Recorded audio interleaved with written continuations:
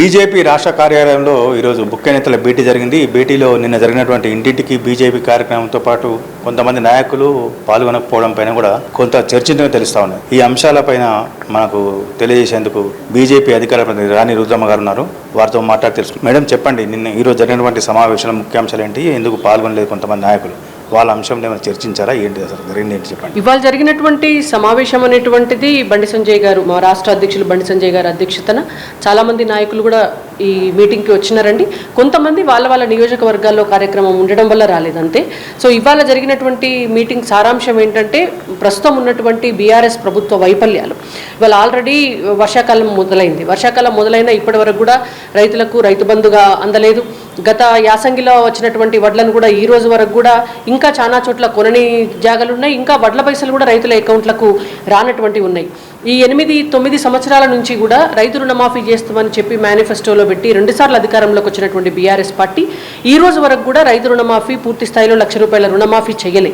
ఇవాళ రైతులకి కేవలం ఒక రైతు బంధు ఇచ్చి మిగిలినటువంటి సబ్సిడీలు, కేంద్రం నుంచి వస్తున్నటువంటి అన్ని సబ్సిడీలను కూడా కట్ చేసి అన్ని ఫసల్ బీమా యోజనకు సంబంధించినటువంటి డబ్బులు కూడా రైతులకు అందకుండా చేసి రైతులను నిండా ముంచుతున్నటువంటి బీఆర్ఎస్ పార్టీ వల్ల రైతులు నష్టపోతున్నారు. కాబట్టి రైతు రుణమాఫీ కోసం ఇవాళ భారతీయ జనతా పార్టీ వచ్చే నెల 6వ తారీఖు నాడు ఒక పెద్ద ఎత్తున కూడా నిరసన కార్యక్రమాన్ని చేపట్టనుంది.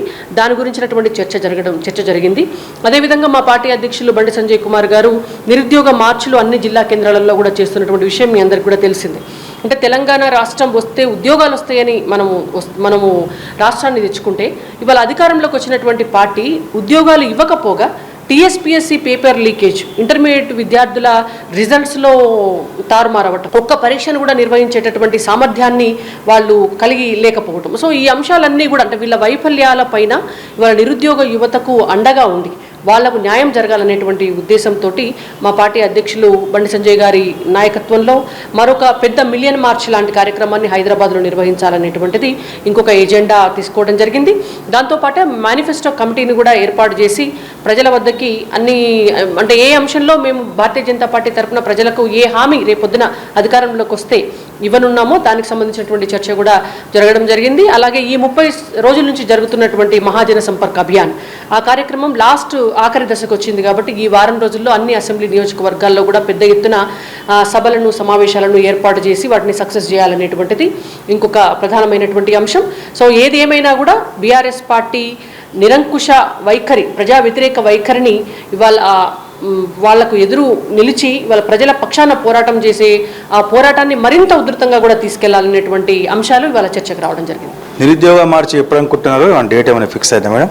నిరుద్యోగ మార్చికి సంబంధించినటువంటి డేట్ ఏం ఫిక్స్ కాలేదు, కానీ రైతు రుణమాఫీకి సంబంధించినటువంటి అంశం పైన మాత్రం వచ్చే నెల 6వ తారీఖు నాడు పెద్ద ఎత్తున హైదరాబాద్లో కార్యక్రమం చేయబోతున్నాము. సో నిరుద్యోగ మార్చి అనేటువంటిది మళ్ళొకసారి మా పార్టీ అధ్యక్షులు బండి సంజయ్ గారు డిసైడ్ చేసిన తర్వాత ఆ డేట్ డెఫినెట్గా బయటకు అనౌన్స్ చేస్తాం. మేడం, నిన్న ఇంటింటికి బీజేపీ కార్యక్రమం నిర్వహించారు. అది సక్సెస్ అయినప్పటికీ కొంతమంది సీనియర్ నేతలు పాల్గొనలేదని చెప్పేసి జోరు జరుగుతున్నారు. దాని మీద ఏమైనా చర్చ జరిగిందా? ఇంటింటికి బీజేపీ కార్యక్రమంలో భాగంగా నిన్న దాదాపు ఒక 35 లక్షల కుటుంబాలను భారతీయ జనతా పార్టీ నాయకులు, కార్యకర్తలు వెళ్ళి కలవడం జరిగింది. అంటే తెలంగాణలో ఉన్నటువంటి అన్ని నియోజకవర్గాల్లో, అన్ని బూతులలో కూడా సో ప్రతి కుటుంబం దగ్గరికి కూడా వెళ్ళి మేము భారతీయ జనతా పార్టీ కార్యకర్తలమమ్మ, మేము ఈ 9 సంవత్సరాల్లో భారతదేశంలో నరేంద్ర మోడీ గారి పరిపాలన వల్ల ఈ సంక్షేమ అభివృద్ధి కార్యక్రమాలు చేసినాం, ప్రత్యేకించి తెలంగాణ కూడా ఇవి చేసినాం అనేటువంటిది ప్రజల దగ్గరికి మేము తీసుకెళ్లడం జరిగింది. సో కొంతమంది నాయకులు వివిధ కారణాల చేత హాజరు కాలేదు. నిన్న హాజరు కాని వాళ్ళు ఇవాళ హాజరవుతున్నారు, ఇవాళ హాజరు కాని వాళ్ళు రేపు. అంటే మాకు 8 రోజుల షెడ్యూల్ ఉంది కాబట్టి ఈ కార్యక్రమాన్ని సో ఒక రోజు వెనక ముందైనా కూడా అందరూ డెఫినెట్గా ఈ కార్యక్రమంలో పాల్గొంటున్నారు. అంటే కోమటిరెడ్డి రాజగోపాల్ రెడ్డి గారు పార్టీ మారుతున్నారని చెప్పేసి చెప్తా ఉన్నారు. నిన్న కూడా వారికి ఫోన్ చేసి వాళ్ళ అంచనా కొంతమంది చెప్పారు, మా నేత పార్టీ మారుతున్నారు కాబట్టి ఈ కార్యక్రమంలో పాల్గొమని. అది మీకు సమాచారం, దాని మీద చర్చ జరిగిందా? లేదండి, అంటే అట్లాంటి చర్చ ఏం జరగలేదు. ఎందుకంటే అందరు నాయకులు పార్టీ కార్యక్రమాల్లో పాల్గొంటున్నారు, కొంతమంది వివిధ కారణాల వల్ల పాల్గొనలేకపోతున్నారు. అంత మాత్రం చేత వాళ్ళు పార్టీ మారుతున్నారు అనేది మనకు అఫీషియల్ ఇన్ఫర్మేషన్ ఏం లేకుండా ఎవరో మాట్లాడినటువంటి దాన్ని బేస్ చేసుకొని మనం అంటే వాళ్ళు మన పార్టీలో ఉన్నటువంటి నాయకులు కదా, కాబట్టి ఇప్పుడు అట్లాంటి చర్చ అయితే ఏం జరగలేదు. అంటే ఇప్పుడు మీరు చెప్తున్నప్పుడు విషయంకి కానీ చాలామంది నాయకులు పాల్గొనలేదు, చాలామంది కూడా పార్టీ పట్ల అసంతృప్తిగా ఉన్నారు. కొంతకాలంగా పార్టీ చేరికలు కూడా కొంచెం తగ్గినాయి. దీనికి ఏమంటారు మీరు? అంటే ప్రతిరోజు ఒకేలాగా ఉండదు. ఒక్కొక్కసారి పార్టీలో చేరికలు బాగా జరుగుతాయి, ఒక్కొక్కసారి జరగకపోవచ్చు, ఒక్కొక్కసారి స్తబ్దత ఉండొచ్చు. ఇవాళ మళ్ళా రేపటి నాడు మళ్ళీ వివిధ పార్టీల నుంచి కూడా వచ్చి బీజేపీలో చేరేటువంటి అవకాశాలు ఉండొచ్చు. అంటే పాలిటిక్స్ ఎప్పుడు కూడా డైనమిక్ ఉంటాయి. సో నిన్న ఉన్నట్లే ఇవాళ ఉన్నట్లే రేపు ఉండాలనేటువంటిది ఏమీ లేదు. భారతీయ జనతా పార్టీకి ఏది కూడా తగ్గలేదు. ఇవాళ ప్రజాదరణ తగ్గింది లేదు, లేకపోతే చేరికలు తగ్గినవి ఏం లేదు, పార్టీకి వచ్చినటువంటి నష్టం ఏమీ లేదు. కొంతమంది నాయకులు వాళ్ళకేమన్నా సఫకేషన్ ఉండి ఉండొచ్చు కాక, సో ఆ ఒక్క 2, 3, 4 నాయకులతోటే మొత్తం బీజేపీ భవిష్యత్తు ఉంటుంది అని అనుకుంటే పొరపాటు. ఏ నాయకుడు లేనప్పుడు కూడా తెలంగాణ లాంటి ప్రాంతంలో 10-12 అసెంబ్లీ స్థానాలు గెలిచినటువంటి పరిస్థితి మనం గతంలో చూసినాం. ఇవాళ ఏ నాయకులు అనేటోళ్ళు లేకుండానే బీఆర్ఎస్ పార్టీ 2014లో అధికారంలోకి వచ్చినటువంటి ఓన్లీ తెలంగాణ ఎజెండాతోటి, ఇవాళ నాయకులతోటి సంబంధం లేకుండా తెలుగుదేశం పార్టీ అధికారంలోకి వచ్చినటువంటి సందర్భాన్ని మనం ఉమ్మడి ఆంధ్రప్రదేశ్లో కూడా చూసినాం. కాబట్టి ఒక నాయకులు ఉంటేనే, ఒక్కలో 2, 3 ఉంటేనే అవుతుంది, వాళ్ళు లేకపోతే కాదు, లేకపోతే ఎక్కడి నుంచో మనం అరువు తెచ్చుకుంటేనే అవుతుంది అనేది ఏం లేదు. భారతీయ జనతా పార్టీ కార్యకర్తలను నమ్ముకుని ఉన్నటువంటి పార్టీ కాబట్టి డెఫినెట్గా కార్యకర్తల్లోంచే నాయకులు పుడతారు. కాబట్టి అది పెద్ద ఇష్యూ కాదు, దాని గురించి చర్చ ఏం జరగలేదు. మేడం, మీరు అవునన్నా కాదన్నా before Karnataka election, after Karnataka ఎలక్షన్లో బీజేపీలో చాలా మార్పులు ఉన్నాయి. అంటే కర్ణాటక ఎన్నికలకు ముందు బీజేపీ శరవేగంగా దూసుకువెళ్ళింది, బీఆర్ఎస్కు ప్రత్యామ్నాయం అని అనుకున్నారు. కానీ ఇప్పుడు ఆ పరిస్థితి లేదు. కారణం ఏమంటారు?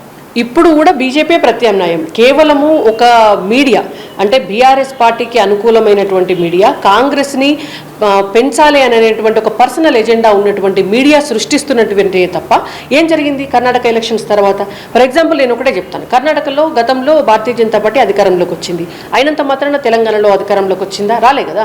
కర్ణాటకలో గతంలో కాంగ్రెస్ పార్టీ అధికారంలో ఉన్నప్పుడు ఇక్కడ పక్కనే ఉన్న ఉమ్మడి ఆంధ్రప్రదేశ్లో ఏమన్నా కాంగ్రెస్ పార్టీ అధికారంలో ఉందా? లేదు కదా.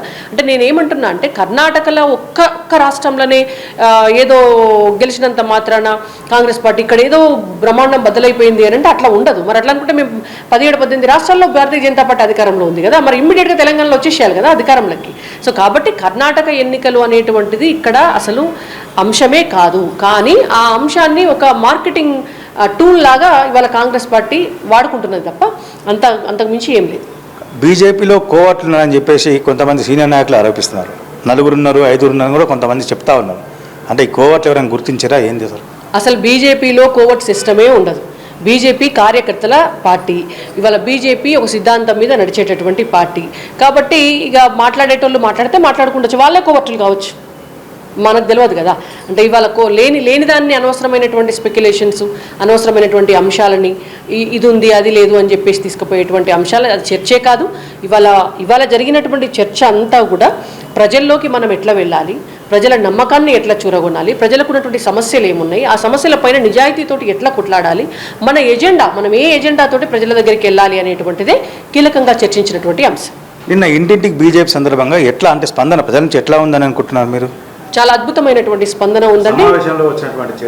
చాలా అద్భుతమైనటువంటి స్పందన ఉన్నది. ఎక్కడికి వెళ్ళినా కూడా ప్రజలు భారతీయ జనతా పార్టీకి ఓటేయడానికి సిద్ధంగా ఉన్నారు. అది 2019 పార్లమెంట్ ఎలక్షన్స్ నుంచి ఇప్పటి వరకు కూడా ప్రతి ఎన్నికల్లో కూడా అది మనకు కనిపిస్తుంది. అంటే ఓట్ల రూపంలో కూడా మనకు కనిపిస్తుంది. కాబట్టి మేము కూడా ప్రగాఢమైనటువంటి విశ్వాసంతో ఉన్నాము. మేము ప్రజల దగ్గరికి వెళ్తాము, ప్రజల చేత వాళ్ళ ఆశీర్వాదంతో రేపు అధికారంలో కూడా వస్తాం. ఇది బీఆర్ఎస్కు ప్రత్యామ్నాయం బీజేపీ అని చెప్తున్నటువంటి రాణి రుద్రమ్మ గారితో మనం బీజేపీ కార్యాలయం కృష్ణామూర్తి, కెమెరా పర్సన్ శివ.